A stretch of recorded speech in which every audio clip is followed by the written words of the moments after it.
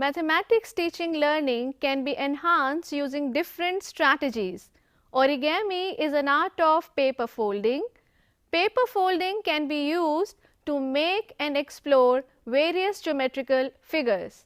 Dear students, today we are going to make and explore various geometrical figures using paper folding. For doing this activity, we need the following materials. We need few sheets of origami, a ruler and some markers. Let us take an origami sheet. When we fold this origami sheet, we get a crease. When we unfold, we see this crease, and this crease can be taken as a line in mathematics. On this line, we can mark 2 points A and B. When we join these 2 points using a ruler, we get a line segment AB. This is a line segment AB. Now fold AB in such a way that point B falls on point A exactly. Mark a crease, unfold this and observe that we get a new point on the line segment AB. Let us mark this point as M. What can you say about this point M? This point M is dividing AB into 2 equal parts. So, M is the midpoint of line segment AB. Now, let us further see when we make this crease passing through M and extend it. Unfold it and you can see a line which is perpendicular to AB and divide AB into 2 equal parts. What do we call such a line? We call this line as perpendicular bisector of line segment AB. So, till now we have seen that by folding we have taken a line segment, the midpoint of a line segment and the perpendicular bisector of the line segment. Now, let us see how to make an isosceles triangle using origami sheet. Take a sheet of paper, fold it, you get a crease and imagine that this crease is line segment AB. We have marked again 2 points on this line and AB is the line segment which is considered as base of the isosceles triangle. Now, we will be using the same strategy, that is, first of all we will get the perpendicular bisector of AB.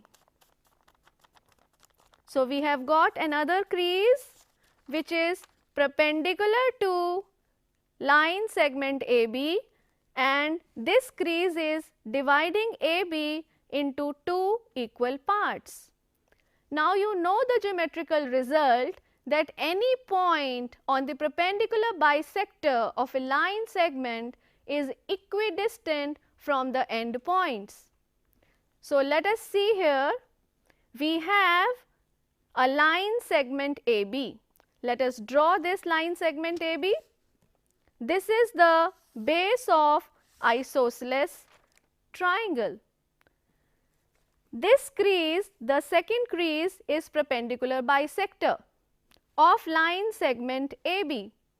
Now, if we take any point on this perpendicular bisector, that point will be equidistant from the end points, that is point A and point B.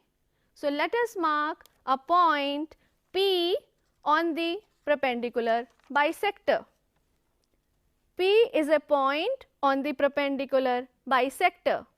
Now we will make crease joining PA and another crease joining PB. Now you tell me, what is an isosceles triangle? A triangle having two sides equal is called an isosceles triangle. As you can see that PA is equal to PB. Because PA is equal to PB, it is an isosceles triangle. Now we will draw this triangle PAB. So dear students, we have learned how to make an isosceles triangle using paper folding. We have isosceles triangle PAB in which PA is equal to PB. Let us now take another sheet of paper and make an equilateral triangle. What is an equilateral triangle? An equilateral triangle has all the sides equal. So, we will make first crease. This crease is giving me one side. I have marked the points A and B, and AB is one side of equilateral triangle. We will make the perpendicular bisector by folding along AB in such a way that point B falls on point A exactly.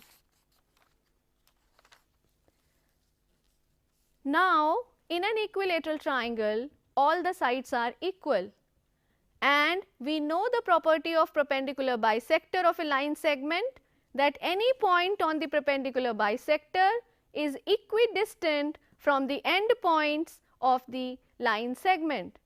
So, we will make a point on the perpendicular bisector in such a way that AB is equal to PA and PB if P is a point on the perpendicular bisector. See how we are going to do this. We will move point B